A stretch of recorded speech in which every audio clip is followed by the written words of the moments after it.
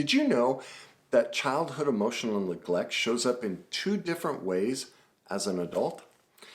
Well, welcome back. In today's video, I'm going to give you 15 signs of emotional neglect that if you experienced it in childhood, how it might be showing up in your adult life. But what you're going to realize is nearly half of those are things that you probably never even considered, that you probably thought were all healthy and normal. Most people do. And it's a very misunderstood part of childhood emotional neglect that people would think this is a sign that they didn't experience it, when in fact, it's proof that they did.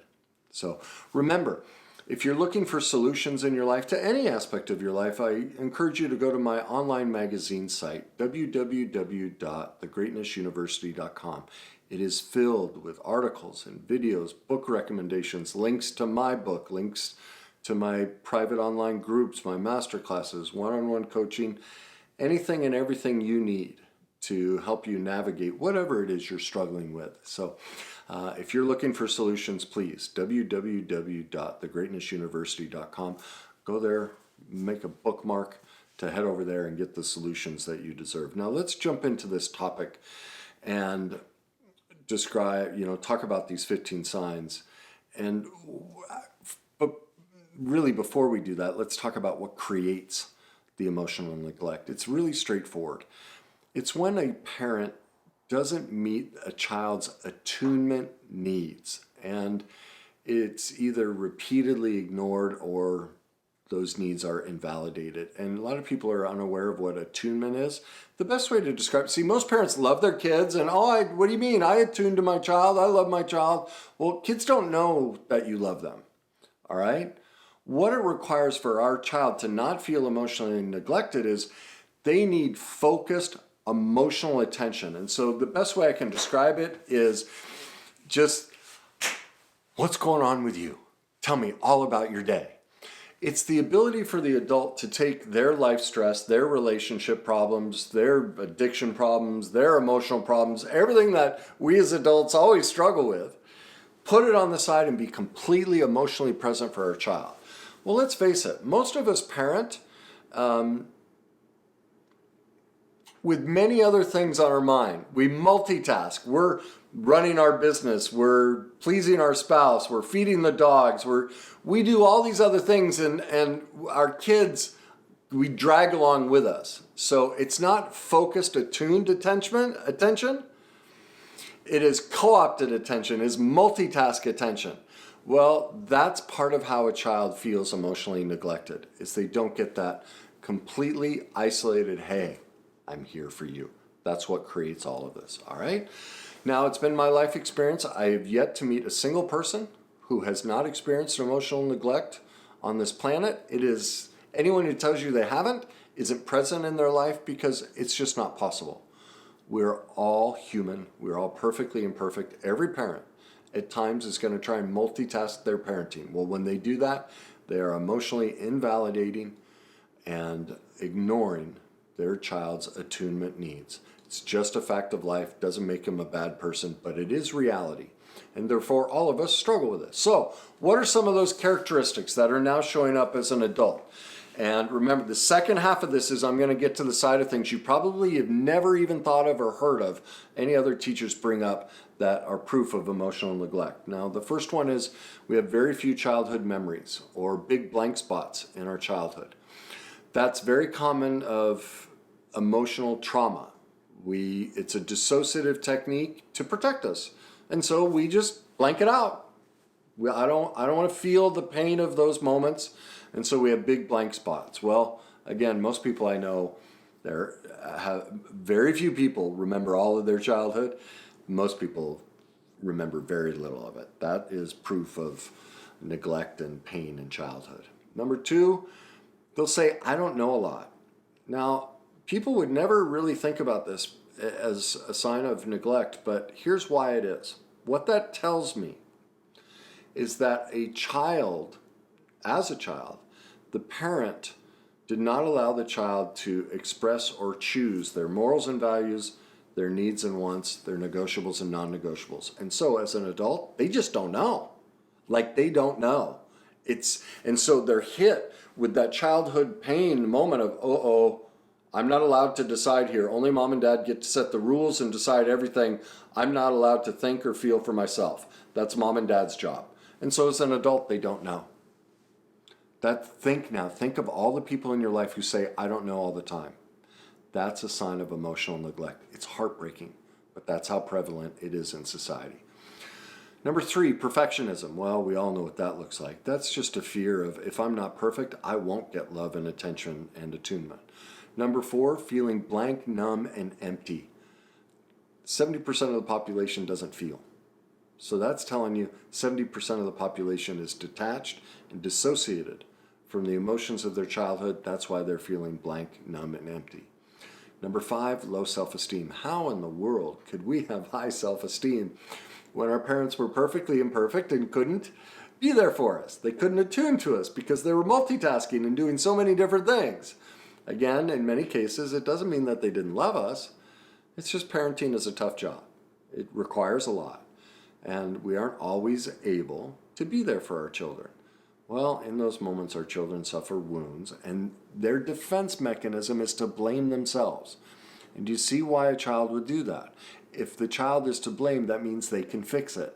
And that's why their self-esteem is low, because they weren't able to fix it.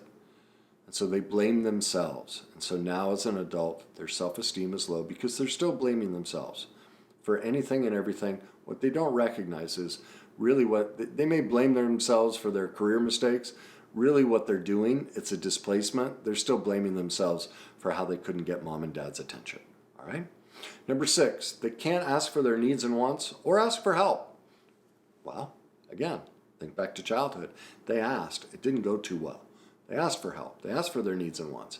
They weren't allowed to, well, in many cases they weren't allowed, but they weren't addressed. Because remember, most parents are multitasking.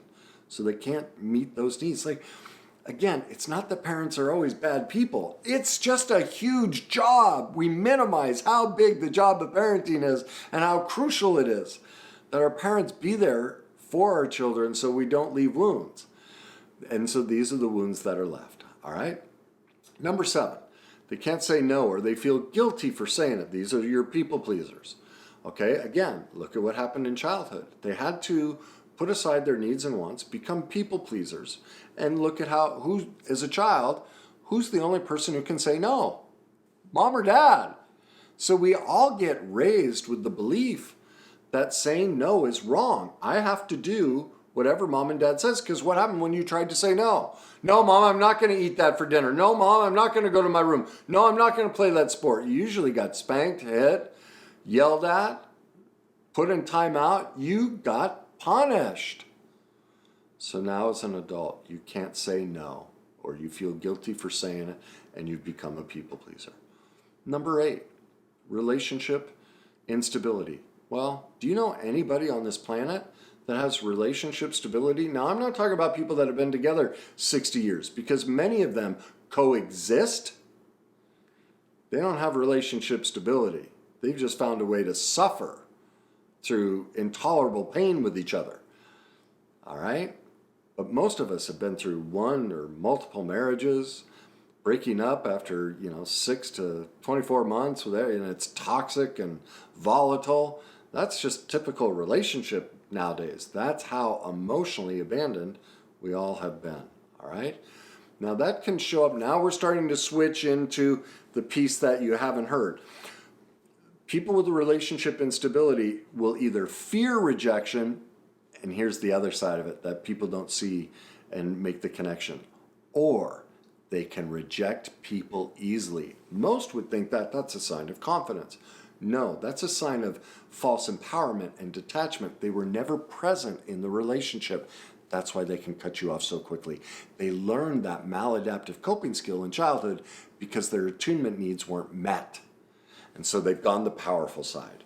And that's what we're getting into, the false empowered side, which most people, especially in America, go, oh, that's the sign of success. No, this is what we don't recognize as what we promote as success is actually just as detrimental, just as toxic, and just as dysfunctional as the other side that we typically, recognize as, emotionally hurt and abandoned. And this number 9, they believe they can change a person. Think of the power in that. And this goes back to childhood. Remember, we take the blame because if I can blame myself, then I can change it. And therefore, I can get mom and dad to like me. And so now as an adult, I believe I can change you. I can make you like me, dislike me, whatever it may be. I have that much power over you. Do you realize how falsely empowered that position is? That means they think they're a god. Like these people who stay with men or women who are abusive but I know their heart. They have so much potential. They just need love. That means I've placed myself in the godlike position. I am so powerful. I can change you and fix you and heal you. That is a sign of severe emotional neglect as a child, and they've covered over it with this false power. All right, number 10. They stay so busy they can't feel. Well, this is... Like, I love Gary Vaynerchuk. He's a beautiful human being who's done a lot to help people, but he might be one of, well, I don't know if I should say that. I was going to say he might be the most pain of anyone, and we're all in pain, so it's not fair to throw him under the bus like that. But that man is running. And if you listen to his interviews, he'll talk about his childhood. It was brutal, absolutely brutal. And so he has 45,000 businesses. Never sleeps or does anything because he doesn't want to feel the pain of his childhood. He's just, and that's what the entrepreneur is. The self-starter, they're just running from pain, keeping themselves busy with activities, their career, all these different things. Even parenting, like it can be so-called wholesome things, working out, being an attentive mother or father, but it's always to the extreme. So they can never have to feel the pain of the abandonment and the emotional neglect that's underneath it. Number 11, again, these are the falsely empowered side. They are grandiose, better than. This is the false esteem. These are usually the super successful athletes, super successful politicians, actors, actresses. They're way up here. And what they've done is, again, because of the emotional neglect, they've gone to the other side of it. If I go become all of this, you will love me. I'll be honest with you, part of my, I recognize that part of my career in doing it publicly is based on this. It's grandiosity. It's a better than and a false esteem. Look, I'm on here telling people what to do. Like I'm some grand poobah and have the answers to everything. Like the truth is, I was going to say I'm full of it. That's not true. I've worked my tail off and studied a lot of things and learned a lot of things. But there is a grandiosity to what I do, and a better than, and a false esteem. Look, I'm sitting here talking into a camera. You're not sitting across from me and go, "You're wrong, Kenny." Like, do you see? There's a protection there. Look at how I'm dealing with my emotional neglect. There's a wall between us, and I get to sit here and say what I want. But you're not sitting across from me. Now, am I happy to have this conversation in person? Of course I am. But the point is I have to hold myself accountable that this is one of the falsely empowering ways I deal with my emotional neglect. Anyone in a position like this, that's what they're doing. Okay? Number 12, they're domineering and controlling. Now we see this as, sign of success. They're a strong, the boss bitch babe and the strong, powerful man. They're dominant, controlling. Tell people they don't take what off of anybody. Well, what do you think that's hiding? Remember, everything's a polar opposite. When I'm overly grandiose and strong, it's just because I'm hiding how small and insignificant and weak I feel. All right, and that holds true for me too. All right, I'm the biggest culprit of all of this. So make sure when you hear all this stuff, I'm not pointing the finger. I'm pointing the finger at me first. All right. The biggest way I found out about all this stuff is I had to tear down myself first and go, "Oh my God, that's me." Okay? So don't hear me as saying I don't do any of this stuff, because that's just not true. All right? Number 13, they are success and achievement oriented. This is also falsely empowering, because why do you think the most successful are the most miserable? You wonder, everyone's like, why do all these rich people end up taking their life and doing all these things? It's because they're feeling tremendous neglect and they're covering over it with the pursuit of outside esteem, something outside of themselves to fill the hole inside of themselves. Success is not based on achievement. It's not based on something outside of us. True success is the ability to conquer our demons and be at peace, whether we have the money and the accolades or nothing. That's success. It's an internal construct. It's not external. But people who've been suffered emotional neglect as a child and haven't healed it, they're pursuing the external. Number 14, critical and judgmental. Well, what I have, 700 videos that are critical and judgmental. Now, some less than others. I do my best to be kind and loving, but I am giving critiques and judgments. And people that are very critical and judgmental, again, why do you think they do it? Because they were so critiqued and judged as a child. And so they've taken the falsely empowered position of, I'm in control now, I'm the boss, I'm going to tell you and everybody else, what's right or wrong. Okay, so politicians and civil rights leaders, they're really coming, people like myself are people that really are because I push an agenda. I have an agenda I'm pushing. Well, while there's nobility in pushing that agenda, we cannot separate ourselves from the truth that our desire to have this situation fixed is because of pain within ourselves. We are basically using society and the world to try and heal a piece of ourselves. That doesn't mean there aren't tremendous benefits to it, but you can't separate the two. Our passion for it has to do with our own pain. Like me, I'm trying to bring into reality that childhood affects everything. Well, why? Because my childhood affected everything. And everyone's, like the science, first of all, the science is just clear, that's what it is. But it's my passion because it's my pain. That's the same for anyone in a falsely empowered position that's pushing an agenda. They're pushing the agenda because it's pain inside of them that they want the whole world to adopt and heal. Doesn't mean it doesn't have benefit, but it is about the person who's pushing the agenda. That's why they're critical and judgmental. All right? Number 15, needless and wantless. You will see this. This is the black and white, all or nothing. What do I need people to help me? No. And so we think it's strong. Like we're teaching women. What do you mean? You don't need a man. You can do it yourself. We taught that to men. You don't need a woman. So men treated women like dirt. Well, we're teaching women to treat men like dirt. We just keep doing, all we do is pass the football back and forth instead of healing and growing together and working on all of these dynamics in unison. And ultimately, what does that come back to? All of us have suffered emotional neglect, and we still want to deny that our childhoods were painful. And so we keep looking for ancillary topics to push and promote so we don't have to face the core problem, all that pain and sadness that our parents were perfectly imperfect and left wounds in us. We want to do anything but that. Well, that's why I made that my mission, because everything starts from that. We heal that, we'll have better success at all these other wonderful, great ideas and things I think would be wonderful to address, but they won't achieve anything until we address the core. Okay?